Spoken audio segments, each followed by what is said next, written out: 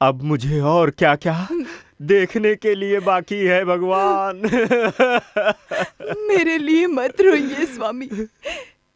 इस कलंक से अच्छा है कि मैं अपने स्वामी के हाथों मर जाऊं।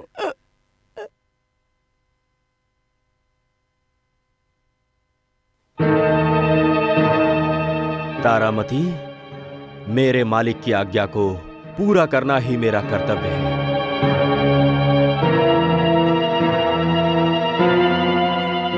मृत्यु को प्राप्त होने से पहले यदि तुम्हारी कुछ इच्छा है तो बताओ।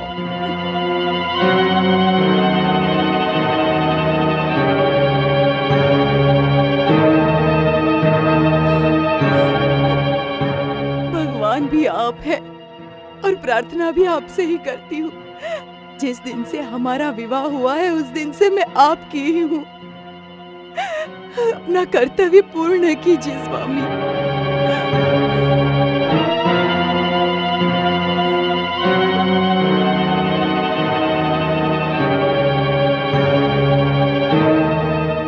आज की खूनी कल एक राज्य की रानी थी। महाराज हरिश्चंद्र की परम प्रिय रानी थी। वंश को चलाने वाला प्रिय पुत्र चला गया। इन सबको सत्य धर्म पालन हेतु मैं हृदय से भगवान को अर्पित करता हूँ, परमेश्वर को अर्पित करता हूँ। हर हर महादेव। हरिश्चंद्र, रुक जाओ। अयोध्या के महाचक्रवर्ती विश्वामित्र, आप इस शमशान भूमि पर किस लिए? मुझे अपने कर्तव्य पथ से मत रोकिए। हे परमेश्वर,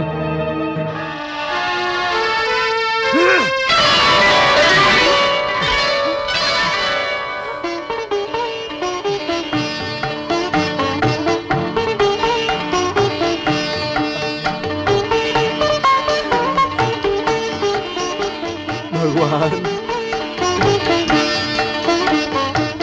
सत्यवादी हरिश्चंद्र, तुम विजयी हुए। तुम सत्य के उपासक हो। मैं प्रसन्न हुआ। तारामती, बताओ तुम्हें क्या वर चाहिए? जननी माता, इस गरीब पर आपको कितनी करुणा है। काशीनाथ के पुत्र को जीवन दान दीजिए। तारामती, तुम्हारे उच्च गुण का कोई मोल नहीं। मरे हुए काशीनाथ के पुत्र को ही नहीं, तुम्हारे पुत्र को भी मैं जीवन दान दूंगी, ऐसा वरदान देती हूँ।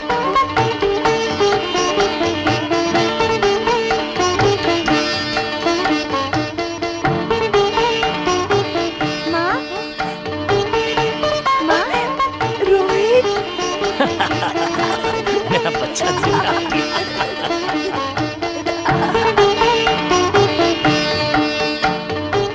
परमेश्वर। विश्वामित्र जी, समस्या का निवारण किया क्या वो आपको याद है? उसका क्या परिणाम निकला है? हाँ माता। हरिश्चंद्र, अपनी तप शक्ति में से आधी शक्ति मैं तुम्हें देता हूँ।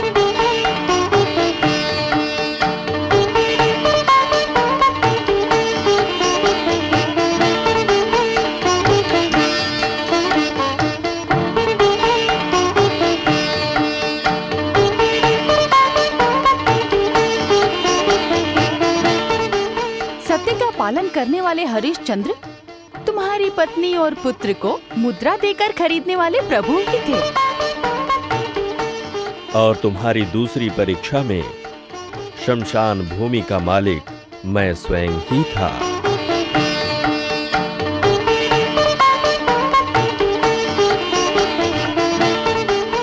धर्म की इस परीक्षा में तुम विजय हुए।